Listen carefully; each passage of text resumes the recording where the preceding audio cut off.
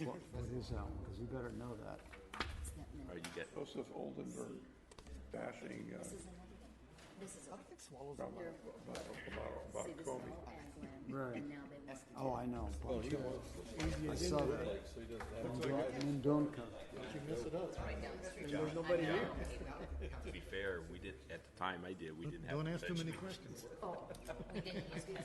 Oh, really? Gosh, then I'll go over for sure. Darn it. Okay, Mr. Chair, let's go. We'll call this meeting of the Tulare County Planning Commission to order for June 28th. I think we'll start out here by well, we better start with a roll call.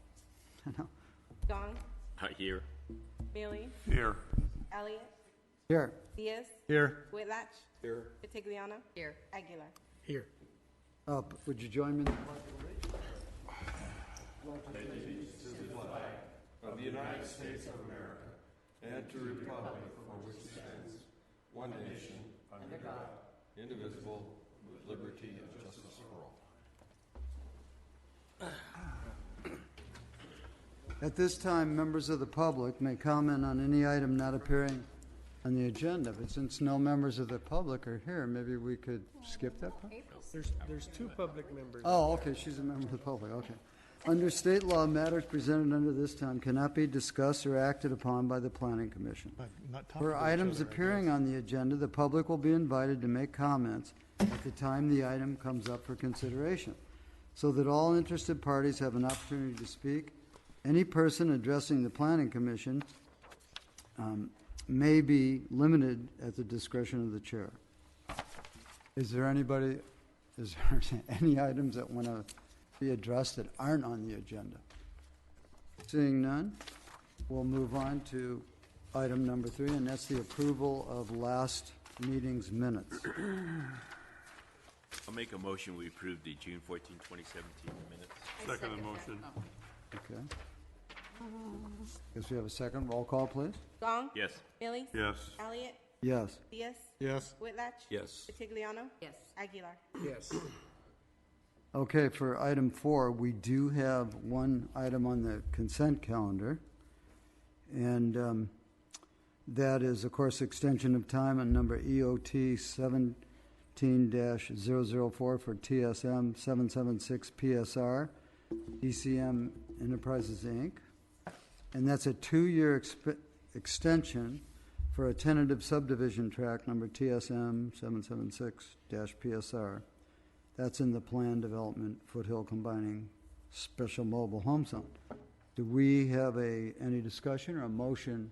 Can we have a motion on that? I'll make a Consent motion. calendar. We recommend to the Board of Supervisors to approve a 2-year extension of time to November 7th, 2019 for tentative subdivision map TSM 776/PSR. That. Roll call, please. Gong, Yes. Bailey, Yes. Elliott, Yes. Diaz, Yes. Whitlatch, Yes. Vitigliano, Yes. Aguilar. Yes. Okay, at this time, we'll move on to item 5, and that's our parcel map public hearing section. So at this time, I'll open the public hearing. Is there any discussion, or is there anyone that wants to offer public comment on any 4 of the items, the tentative parcel maps, or 3 of the items it is, actually?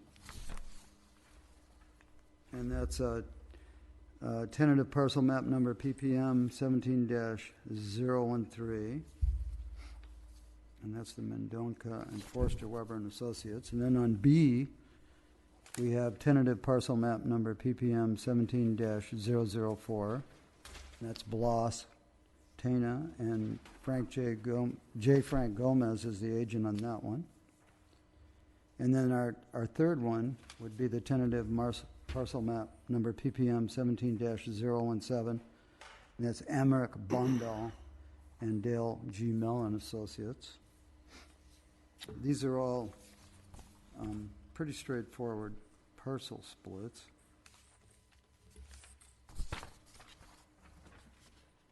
We make a motion to approve. Well, let's, Close.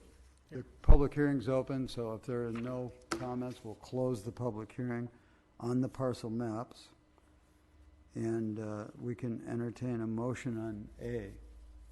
Just one quick question on A. Okay. I guess maybe it's only 4 parcels that are creating, but that doesn't fall under the subdivision land act when you have, More than 4. No, it does not. it's gotta be more than 4, 5. Correct. That's correct. Okay, all right. Thank you.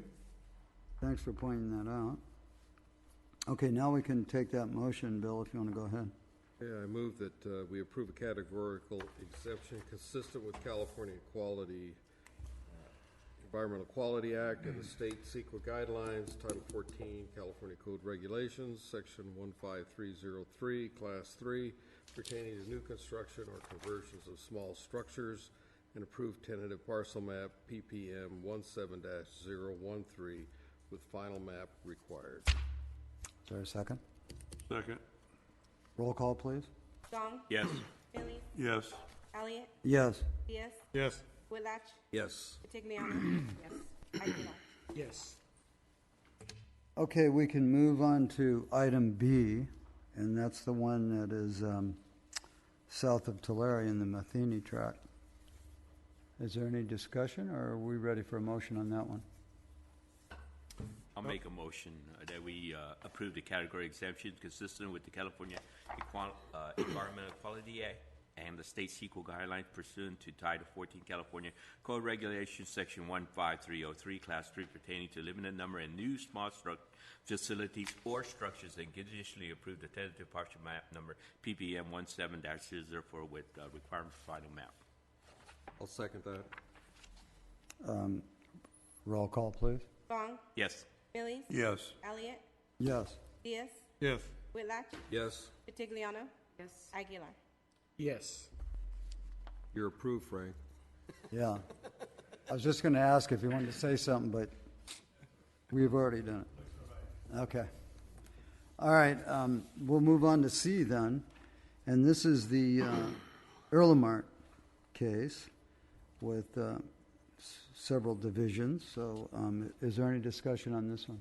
I make a motion that we approve the categorical exemption consistent with the California Environmental Quality Act and the state CEQA guidelines pursuant to Title 14 California Code Regulations, Section 15303, Class 3, pertaining to limited number of new small facilities or structures, and conditionally approved tentative parcel map number PPM 17-017 with the requirement of a final map. Second. Roll call, please. Gong, Yes. Bailey, Yes. Elliott, Yes. Diaz, Yes. Whitlatch, Yes. Vitigliano. Yes. Aguilar. Yes. Okay, I guess we're trying to emulate Congress and get out of town for the July 4th recess. But anyway, we'll go on to the director's report. That's item 6. Through the chair, my name is Aaron Bach. I'm the chief planner with Tulare County Resource Management Agency, and in Mike Washam's absence today, I will fill in for the director's report. We did want to discuss that last project just slightly, not necessarily for the record, but that there is quite a bit of interest in Early Mart at this time in several projects, this being really the kind of the main focus for us right now. And we put quite a bit of effort at RMA to make this happen. So as we work through these processes, there's a realization in Early Mart that there is limited infrastructure and capacity. So we're trying to work pretty hard with the EPUD down there to make sure that projects like this do happen. So we just want everybody to know that Tulare County is open for business, and economic development is kind of the key to our future success, and Early Mart's really a key spot for that to happen. Well, that's good. That's And we somebody's thank you. interested. And yes, the brewery is in Yeah. for a minor modification, Mr. Elliott. Okay, well, now, I talked to the owner of that property earlier this week. He said he paid his $1,008 last Monday. So when Correct. can he open? When can he open? Check clears. Yes. The check's cleared. We did tell them When do 2 we start weeks. drinking? 2 So- weeks. So that's when we hopefully will have this signed off. Okay. And We can get them open for July 4th. That'd be really nice. So John, we are here, we do aim to please. Thank you. so John, what's he gonna do with all the beer for the next 2 weeks? Well, he has actually, he's allowed to give it away right now. So there's been a couple tastings, and I can tell you, I can assure you, the community is very pleased. It's going to be a good addition to town. And it's really a healthy product too, by the way. So any other items then? Just also real fast, just as far as a heads up, we were hoping to bring our legacy projects forward, but because of our desire to do the travel notifications to a higher degree, we are missing our deadline by a couple days, so we're going to probably push it out at least to the end of July, if not a little bit later, just to make sure that we are fully vetted through the tribes on these legacy projects. Yeah, those should be interesting. I have a question. Are we still doing funds with, is it Farm to Fork, or what was the program? Farm to Market? I will defer that to Public Works Roads. Yeah. Okay, well, we have a Farm to Market road that's really bad, just tore my front end out. Avenue 120. From, going east from the freeway. Bad, bad, bad. Well, they just fixed that a few years ago. Well, no, they dumped some material on it and never straightened it out, never, so it's like, but that's not where the big hole is. The big hole's right down the road. You can file a liability claim against the county on that, you know. I'm gonna do that. Okay. I know that. I know it's legal. That's wonderful. You know, it happened to my daughter, and she did one time in Oakland, so. Oh, in Oakland, so we're okay. Okay. Any other items?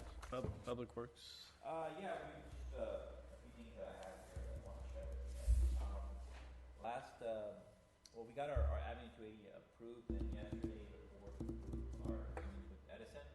So, we're hoping that we start moving those poles along the 280 Caldwell section there between the 99 and the city. So, there'll be some activities, hoping late July or so, early August, definitely they're getting on those poles. Fast. Our whitening project it's moving along, and we're very excited that we can start doing that work, this year. So that's our major project. 416, they're currently working out there. But what I want to share with you guys is that, with I don't know if you guys are aware about the flooding issues that we have. The Pine Flat, they're releasing 14,900 CFS this year. With that with the heat here, it's melting the snowpack, so we're getting a lot more water. Our crews are busy this weekend, trying to assist Cal Fire and our fire crews. And there was a correction. I guess the Department of Corrections had people out there. They're working 24/7 to deploying sandbags and pumping water. We had some flooding that occurred there near the golf course there in the Kingsborough area. And we had about 5 or so structures we had water intrusion. Mostly they were golf course structures, so there wasn't any housing. Who owns that golf course? You know what? I cannot know. You guys know that golf course? It's a private club. It's private. Yeah. Yeah. I think it's called the Kingsburg. Kings River Country Club, I think it's. Yeah, Kings River Golf and Country Club. That's the name of it. Seems like they have some responsibility in those sandbags too, right? Yeah. I don't know how the structure, but it is. Yeah. Pretty much evacuation order is listed as of last night, and the crews are helping clean up doing the final cleanup there. And I saw Riverland completely flooded out. Yeah, Yeah, how did they get all those, that mobile home park that they put down in the flood zone that we almost got sued individually over?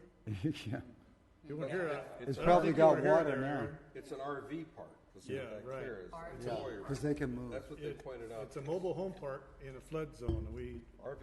We almost got sued individually over it. No, I'm not aware of that. That didn't came up on the report. Yeah. Well, they got them all out of there, right? Yeah, I'm not aware Yes. of that. Part of the mitigation that we. Yeah, because they can move. We couldn't those. stop them, but part of the mitigation is that they had to have a tow truck on site. And then when the Army Corps of Engineer announced certain levels of release, they had to pull them up onto the bluff. Yeah, yeah. I haven't heard of damage to any of those. No, I haven't either. I know there must have been a lot of damage to Riverland because it, I heard Riverland had. it was, But in the- the county itself, the biggest thing was this weekend was that golf course, Last year, they wanted the golf course to flood, but in the last Yeah. couple of years. Yeah. But now it Or does. they put pontoons under those, and they're now houseboats. Close it. Bar and of course, or they're watching the dam really closely, so if we get another heat, Get a couple more years like this, and it will. yeah. not over yet, so they're monitoring that. That's all I got. That's the biggest thing that happened. Well, I wanted to comment on the Mineral King part of the road. You know, that's a road, it's an interesting road, because part of it's shared by the federal government, the responsibility, and the other part is by the county. The federal government went in and fixed a little of their part, so I think we need to set a good example and fix our part. But obviously, they have more of a budget, so I understand. Obviously. Yeah. Yeah, definitely. I passed that message along, to our crews and, we're trying to work, making sure that the road is passable. Yeah, most of it's just brushing, and there's a few. So John, you've been up Puddles. in Mineral King Valley, is it open yet? Oh, yeah. Oh, this is one of the most exceptional years, and if you want to see some beautiful water, now's the time. It's just Valley gorgeous. has got They can't even wildflowers. get backpackers out till this week. This is the first week because there's the water so high. You can't cross the creeks. I used to love to go up there because they had wildflowers, and they're little tiny, they're just carpet everywhere. Yeah, well, the wildflowers haven't even come out yet, so it's a late year. So. And snow. Right, it's like late spring up there, but it's gorgeous up there. And this week they have a problem because they have all these people wanting to get out, and it's kind of unsafe to go to the high country yet. So they're all stuck with, limited camping facilities. So it's going to be interesting what they do with all the numbers they're going to get up there for the holiday. Well, Because people plan these trips, they come from all over the world, and they really want to enjoy, Tulare County. I met up with some people from Australia last week at Bass Lake that they had planned a hiking trip. Right. And they Couldn't can't, go. all those rivers and creeks, they can't get across to their campsite. I hadn't even thought of that. And they said, we've been planning this for 5 years, and now they're stuck. They're not, because everybody else planned the lower area places because they knew. And so it's kind of sad. Well, Tioga Road is opening today, and that's really late, and it's a total river, the whole road, and you really can't go anywhere because there's still 2-3 feet of snow packed up all on both sides of the road. So, but it's gorgeous to go up there. You just can't do too much. And dangerous. There's And a lot one of people getting in campground. trouble. And there's only one campground open. Too. It's tough, Too bad. but we got a lot of packed snow up there, still ready to melt. So That's a good thing. that's a good thing. I have a question for Hector. All of these say, consistent with California Environmental Quality Act, CEQA, and the state CEQA guidelines. What's the difference between those two? It was the template when I got here. I don't know. It was the template when I got here, but Aaron will explain it because he's a judge. The act itself is the actual code, the actual law, and the statutes, as Hector just said. The guidelines themselves aren't necessarily the law. Those are what we actually use as the checklist items. So those are all part of the guidelines, or they exactly that. They're guidelines, not necessarily law. Or like interpretation? Interpretations of the Well, law. one's put more out, Put out by specific. the Office of Act was a legislation. OPR, where I used to work a while ago. We'd put out the Well, guidelines the county gets the guidelines. that all the state How to- and Yeah, 'cause local the law agencies doesn't say follow. how to enforce it. Okay, my light came on. He had this at a conference. The light bulb was loose. Tighten it up a little bit. When we do CEQA, and a lot of people don't realize, we have the statutes, the public resources, that's the law. Then OPR, how do you implement the law? They give us guidelines, and they're just that, guidelines, because as we put our documents together and if they become challenged and it goes to the court for a decision, then the courts also have some input, and they qualify the interpretation guidelines, and you'll not see the courts' changes here. We'll always have the same guidelines from back in the day. But the good thing about this little book, it will tell you, and this is the Association of Environmental Planners, it will have a little footnote down there to tell you a court case changed this. So then you can look that up, in the index, and they have it also at the beginning of the book what the court case did to a particular section of the guidelines and the PRC. So this is the beauty of this little, that's why I always carry it with me. But that's what it really is. And, I thought it was well crafted, but I wanted to change it, but I haven't decided on how to change it. So your question will be answered by the first-time reader, because I try to write stuff for first-time reader, kind of like John does when he does his papers. Right. Well, the guidelines too, they're dynamic and they can be changed. The law is a little bit more difficult to change that. Right. And the guidelines change pretty frequently with OPR.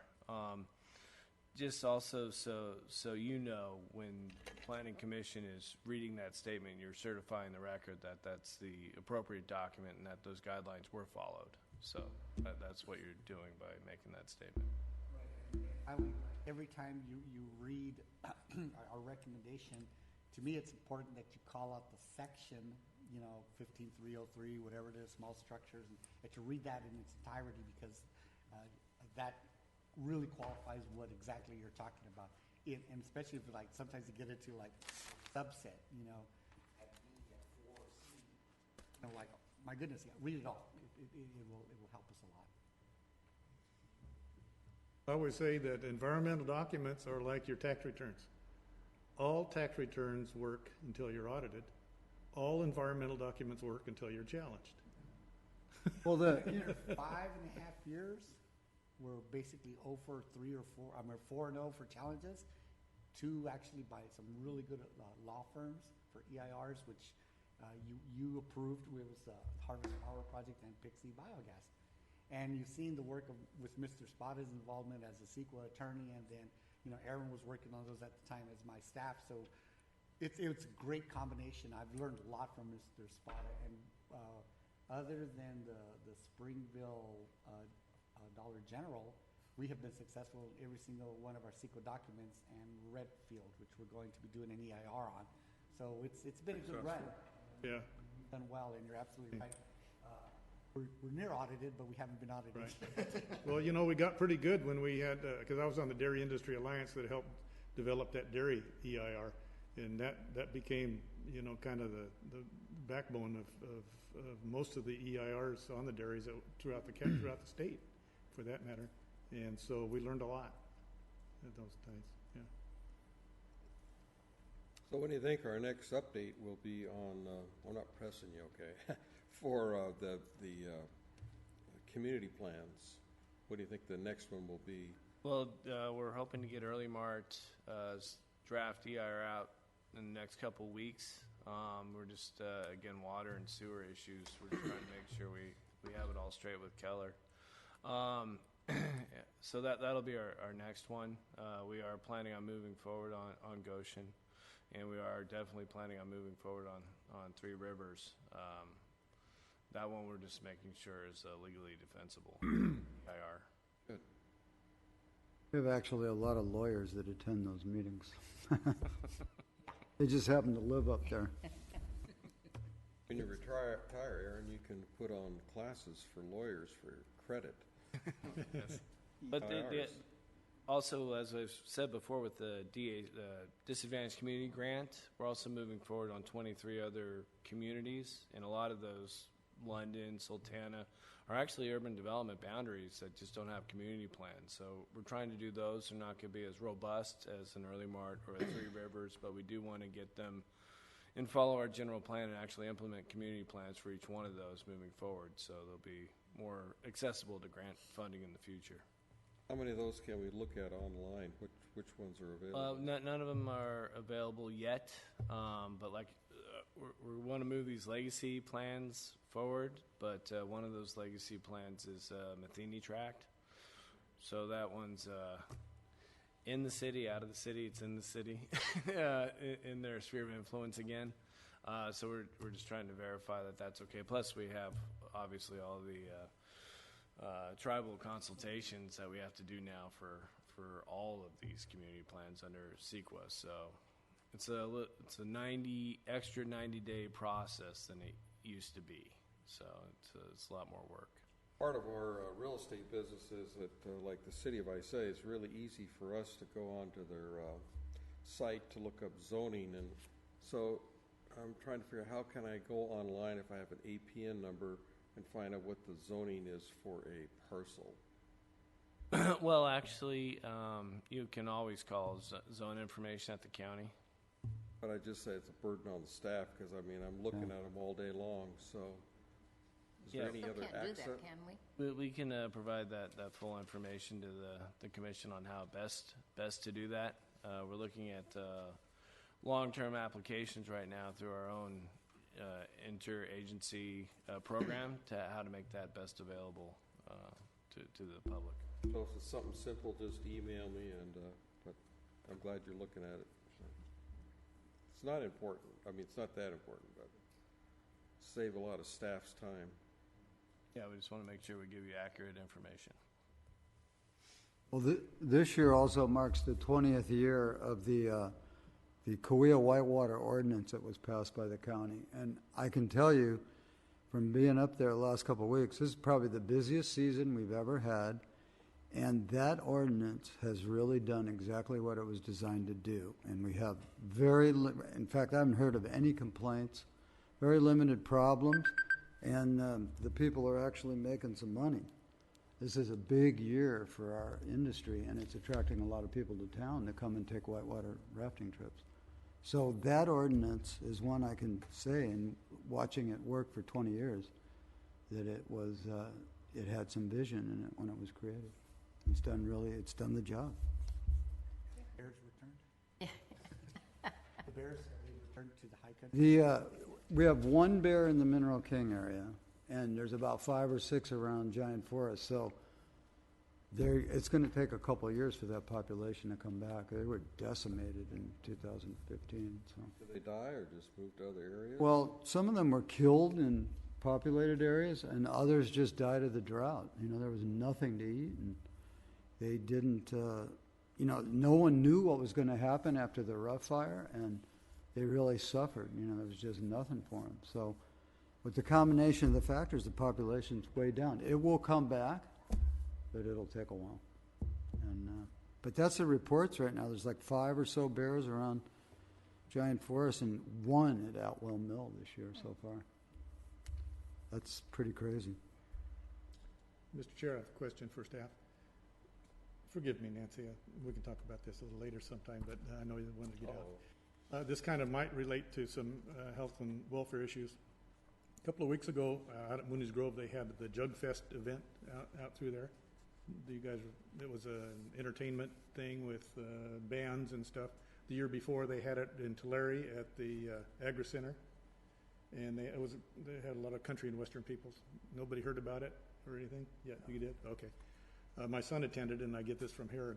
One of the issues that kind of might relate to health and safety for our county is and on a hot day, it was 101 degrees out there, and they restricted they kept anybody from bringing their own water into the place.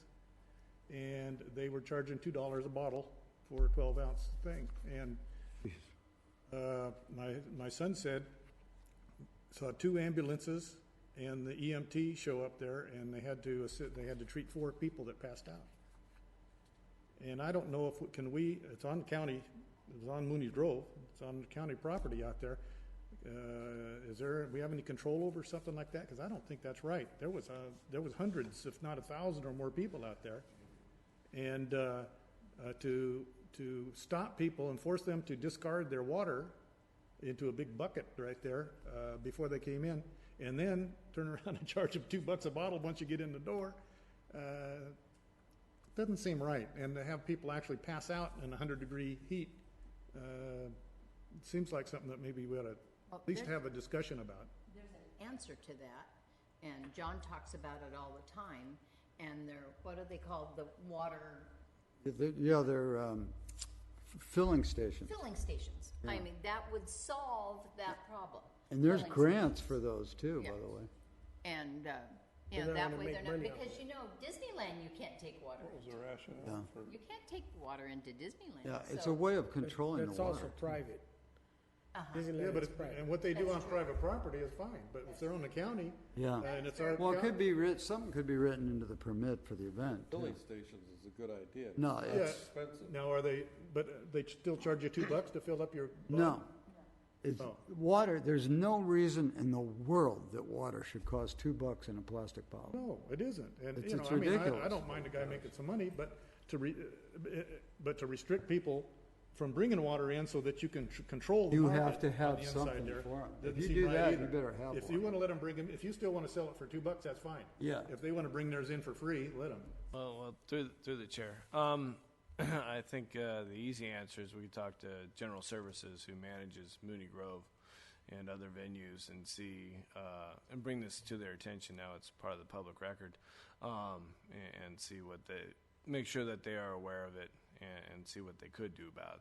That's really within their Okay. purview. Because the year before in Resource Tulare, Management Agency doesn't really have. They had the anything same, to say on that. and there was a half a dozen ambulances Yeah. trips, and it even made the newspaper. Yeah, what It does was that so hot cost? out there, and it was the same situation. They restricted the water and then made you buy theirs, and people either didn't want to pay $2 or didn't have $2 or decided to go without it, thought they could make it.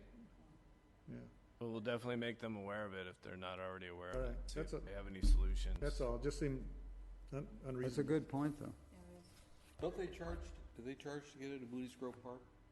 Yeah. No. Yeah, well, they do. They waive it at some times. I don't think there was a charge on this one. I don't think there was a charge, and there was no charge to get into Jugfest. Right. People park in the parking lot for the county across the They street parked and in the walk over. grass. Yeah, walk over there too. That's what I didn't agree with. Yeah. There was parking everywhere. There's parking all over the grass. Not my deal. Okay, is there anything else from staff then? No, that would complete the director's report. Okay. Gee.